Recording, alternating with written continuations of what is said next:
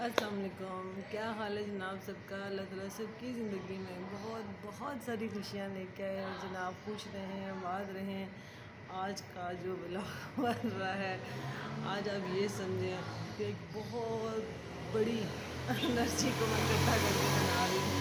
यकीन करें कि ससुराल की छोटी सी बात करने पर भी, हालांकि मैंने कोई ऐसा किसी नहीं कहा, ना किसी के बारे में लाइक पुलिंग की, ना कुछ कहा। मेरे लिए जस्ट ओनली था, ससुराल तो किसी का भी हो सकता है।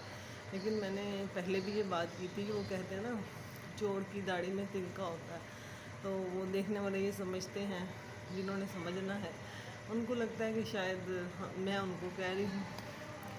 तो वो जैसे कहते हैं ना, कोई पोस्टर लगा होता है ना, उस पर लिखा होता है जोड़ा ना दर्द, बाल झड़ते हों, नाखून टूटते हों, खूबसूरती का मसला पता नहीं हो, स्याह हल्के हों। ऐसा लगता है सारा कुछ ही मेरे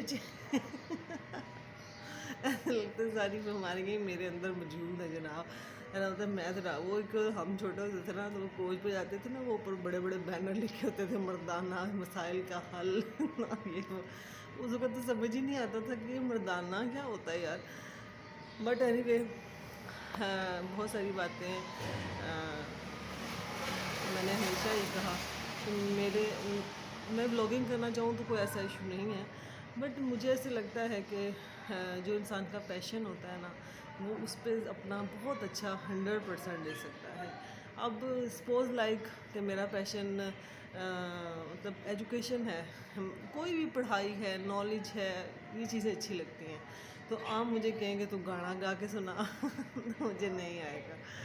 तो इसी तरह से ही है कि व्लॉगिंग का भी इसी तरह से ही सीन होता है, कि नहीं होती। जिससे होती है जनाब, अल्लाह ताला उनको बहुत दे। और जिन लोगों ने मुझे सब्सक्राइब किया, उनका बहुत बहुत शुक्रिया जनाब। आप बहुत बहुत शुक्रिया। आप लोगों ने मुझे देखा, सुना, बर्दाश्त किया और रिकमेंड भी किया आगे जनाब। और अलीज़ मदर का भी बहुत बहुत शुक्रिया। मुझे पर्सनली वो लेडी बहुत पसंद है।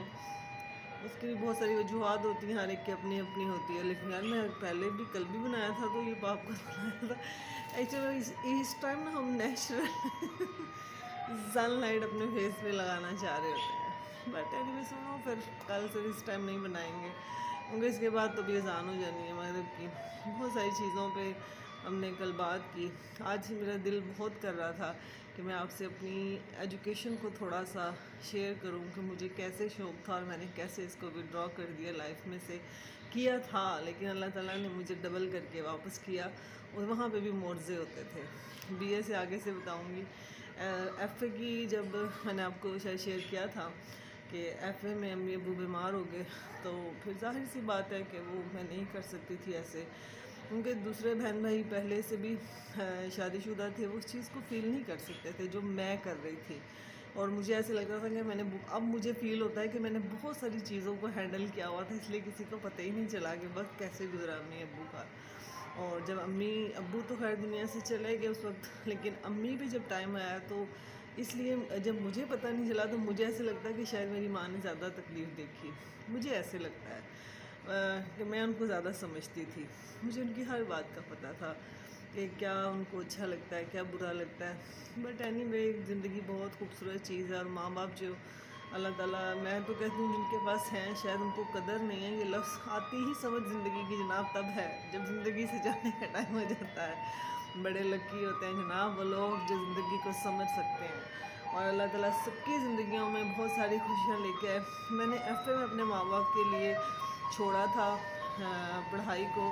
और मेरा इतना बड़ा पैशन था, मैं आपको क्या बताऊँ।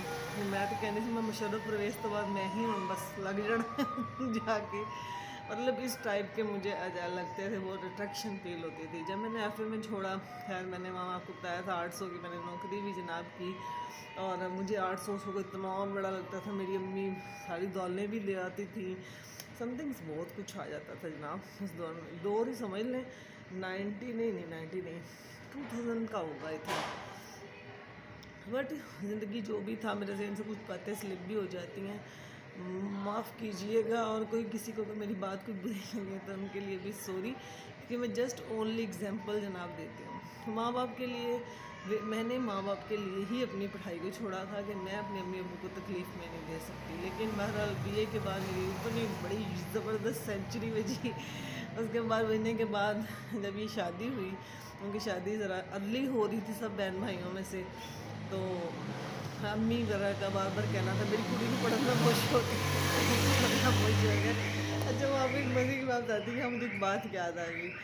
अच्छा, मेरी जब शादी हुई, ज़ाहिर है काफ़ी टाइम के बाद एक घर में शादी आई, किसी दिन न्याणे छोटे सी, किसी दिन बर्थडे सी कि क्या था। तो जब मेरी रुखसती का टाइम हुआ, रुखसती वो बड़ी इमोशनल रुखसती थी, क्योंकि मेरे जाने के बाद ज़ाहिर है घर में सन्नाटा छा जाना था। अब्बू जब रोए तो फिर आपको पता है कि जब माँ बाप के आंसू गिरते हैं तो फिर ज़्यादा तकलीफ़ हो रही होती है। खैर असी तो बोटी बने ऐं करके वेख रहे थे इधर से, पता नहीं किन्ने से फाल आया ऐसा। अच्छा, उस वक्त मेरी बड़ी वो मुझे अपनी अम्मी याद, अल्लाह ताला उनको जन्नत में जगह दे यार। मेरी अम्मी ना उस वक्त ना, जब रुखसती का टाइम हुआ तो बड़े भाई मतलब गले लगे। मैं वो इतने लंबे है कि मैं इतने तक आ गई थी, तो मैं उनके गले लगी। मेरा जूना मेरे को कभी यहाँ पर थे ना, वो सारा भाई में चिपक गया। कुछ जाना इतनी दूर से था, ਐਵੇਂ ਇੰਨੇ पैसे ਦਿੱਤੇ ਉਹਨੂੰ मेकअप वाल ਨੂੰ। भाई मुझे कहता कहता तो उदे सुर्गी ला के दुपट्टा ले लेना सी ते काम चल जाना सी। अच्छा, मेरी अम्मी ना रुखसती के एंड टाइम में शोर डाल रही थी। अम्मी कहती हाय हाय नहीं मेरी कुड़ी नूं चौल सिटन दा बहुत शौक है। अम्मी मुझे कहती है हाय हाय नहीं रुको रुको, मेरी कुड़ी नूं चौल सिटन दा बहुत शौक सी। एक्चुअल में सुख इंडिया ड्रामे देखते थे यार। मुझे ड्रामा कसौटी ज़िंदगी की, कुमकुम यार से लुक लुक के वेखीदा सी। अम्मी ने चावल ला दिए, मेरे हाथ ना इधर से इतों आंदी ना उत्ते मुँह तो ठा करके पड़े। मेरे भाई ने मुझे हेल्प की, कहता उत्ते सेट एक बारी सेट दे बस सारा रिस्क खराब होता है। बहरहाल ये मेरे माँ बाप की खूबसूरत मतलब सादगी थी, और ये उनकी सिंसियरिटी थी कि इतनी इतनी खुशियों का भी ख्याल रखते थे। उन्हें पता था कि बहुत सारी नहीं दे सकते तो छोटी का ख्याल रखा जाए। बहरहाल वो बड़ा एक मुझे मेरे लिए अमेजिंग होता था। मम्मी ने सबको रोका मूवी के अंदर, नहीं नहीं रुको रुको रुको मेरी कुड़ी ने चावल सीटने ने। अच्छा, जब शादी हो गई तो अल्लाह ताला की बहुत गुड लक थी कि हस्बैंड माशाल्लाह से वेल सेटल्ड थे। उनकी वजह से ही मैं पढ़ पाई। सबसे ज़्यादा मैं आपको बताऊं, जब तक आपका हस्बैंड आपके साथ बेशक फिज़िकली भी खड़े हो, फाइनेंशियली भी खड़े हो, मुझे तो लगता है कि किसी तरीके से भी जब आपकी ज़िंदगी में आपका हस्बैंड का रोल प्लस हो तो आपकी ज़िंदगी किसी हद तक बेहतर हो सकती है। मेरी ज़िंदगी का पहला कदम ये था कि मैंने शादी के दूसरे या तीसरे महीने में सरगोदा यूनिवर्सिटी में जनाब से रिजल्ट ले लिया, दाखिला ले लिया। किसी को यकीन ही नहीं था, बार बार तो मुझे यकीन ही दिलाते रहती थी लोगों को मेरा एक मैं शादीशुदा हूँ, मैं शादीशुदा हूँ, जो मैं जेवर नहीं डालती थी। फिर मेरी एक दोस्त ने मुझे कहा, और मुझे देखती है मुझे कहती है यार तू कुछ जेवर शेवर पाया है ना, तो वो फिर वो जेवर वाली लोड लड़कियों से पता चलता है कि वो उसको तो हम लड़की ही थे जनाब, उससे पता चलता है कि भाई आप शादीशुदा हैं। अच्छा, बीएड जनाब हमने ज़िंदगी में पहले कदम में बीएड किया। माशाल्लाह से बहुत सपोर्ट हासिल हुई, बड़ा टारगेट फुल था उसमें। मेरी प्रेगनेंसी भी हो गई। फिर मैंने बताया था आपको, एक गोडे ते किताब होंदी सी, एक गोडे ते मेरा वो सिस्टम था सारा कुछ, समझ नहीं आती थी ज़िंदगी की। बहरहाल पैशन था हर तरीके से, और मेरी सास के कहनी सी यार कुड़ी पास भी हो जाती। तो बड़े छोटे छोटे दिन थे। और एक और बड़े इसमें थोड़ी सी इंटरेस्टिंग बात शेयर करूँगी कि जिस दिन पेपर होता था मैंने कहना यार मैं की करा, मुंडा रोंदा ही बहुत है। जब मैंने अगले मतलब एमएड किया, फिर एमए किया, जब मैं मतलब हाईएस्ट डिग्री पे जाना शुरू हो गई तो बच्चे 2 हो गए थे जनाब, तो बड़े वाला ज़्यादा होता था। तो मेरी दोस्त ने ना मुझे फिनरगन बता दिया कहीं ना इस्तेमाल करना। मेरी दोस्त कहती यार तू ना एक दी जगह ना उन्होंने 3 चमचे पिलाया कर जिस दिन पेपर होंगे। और 2 दे के आती थी लेकिन उठता नहीं था। खैर और बड़े हैरान होते थे इसमें भी सारे। बहरहाल ज़िंदगी जनाब ऐसे आपके साथ बहुत सारी हेल्प खड़ी होती है। मेरी ये थोड़ी सी हिस्ट्री बताने का मकसद सिर्फ ये है कि अगर आपके दिल में यार स्ट्रॉन्ग एक है ना कि आप लाइफ में कुछ करना चाहते हैं तो दुनिया की कोई ताकत आपको जनाब मना नहीं कर सकती। क्योंकि आप अगर अपने माँ बाप के साथ, अपने बहन भाइयों के साथ अगर आप फेयर हैं ना, ज़िंदगी में कोई भी रिश्ता है किसी को दगा मत दें, नीयत को अच्छा रखें। लोगों को मैंने ज़िंदगी से सीखा है कि जनाब है कहना छाड़ दो, मैं तो नहीं कीता, मैं नहीं कीता यार, कोई नहीं मानेगा। अब छोड़ दें, वक़्त पे चीज़ें छोड़ दें, अल्लाह ताला सबसे अच्छा करता है। और सबसे ज़्यादा मैं हमेशा कहती हूँ कि मैं इसलिए मोटिवेशन देना चाहती हूँ, हालाँकि मुझे बहुत कुछ मसाइल है, लेकिन मोटिवेशन में भी मुस्कुराना ना बहुत बड़ी बात है। वो कहते हैं ना कि आपकी मुस्कुराहट में जो बंदा आपको समझ जाए कि आज तुम बहुत ज़्यादा मुस्कुरा रहे हो, कहते हैं तो ऐसे ही होता है। जो आपके बहुत करीबी दोस्त होते हैं ना, उनको पता होता है कि यार इज़्ज़त ज़्यादा हंस रही है ना मतलब आज ज़्यादा टेंशन है, तो ये आपके अच्छे दोस्त होते हैं जो आपकी जो गम है खुशी में भी आपके गम को जान जाते हैं कि किस तरीके से क्यों रो रही है। बहरहाल हमारे इर्द गिर्द इतनी नेगेटिविटी है कि मुझे लगता है कि हमें पॉजिटिविटी फैलानी चाहिए, सब्र से काम लेना चाहिए। ये सब्र कभी रायगा नहीं जाता, ये माँ बाप के लिए भी सदका जारिया होता है और सबसे ज़्यादा। और इस मुल्क में मुझे लगता है कि सबसे ज़्यादा एजुकेशन, वो कहते हैं ना, मैं हमेशा रिक्वेस्ट करती हूँ कि अल्लाह का वास्ता है कि प्लीज़ कोई भी अपनी बेटियों को डॉक्टर इंजीनियर मत बनाएं, उनको अच्छा हुनर सिखाएं। That is too much very important कि स्किल ऐसी एक चीज़ है। जब हम मतलब थे, अब्बू मेरे ज़िंदा थे, हमेशा मुझे कहते थे कि बेटा जो एजुकेशन है ना, वो औरत को ज़िंदगी में कभी मतलब वेले नहीं बैठने दे सकती, भूखा नहीं इंसान मरता। तो आज मैं आगे अपनी नस्ल को कहूँगी कि जो भी है ज़िंदगी में, पढ़ाई तो बहुत कुछ देती है आपको, आपकी पर्सनैलिटी चेंज कर देती है, लेकिन उसके साथ साथ आपकी हुनर जो है ना, वो सिलाई हो, कुकिंग हो, कुछ भी हो, किसी काम को छोटा मत समझें। जो काम आपकी इज़्ज़त नफ्स को मजरूह नहीं ना कर रहा, वो छोटा नहीं है जनाब, उसमें आपकी इज़्ज़त है।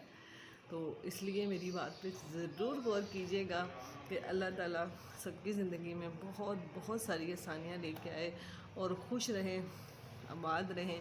मेरे लिए ये बहुत ज़्यादा है, क्योंकि हमारे पास देखें फ़लस्तीन पे बात की जा सकती है, लेकिन सब लोग कर रहे हैं, सबको इस चीज़ का एहसास है। बस थोड़ी सी हमें हिम्मत पकड़नी चाहिए हर चीज़ पे कि जो कुछ भी हो रहा है ये क्या है, वो भी तो अपने रब को पुकार रहे हैं, हम भी अपने रब को पुकार रहे हैं।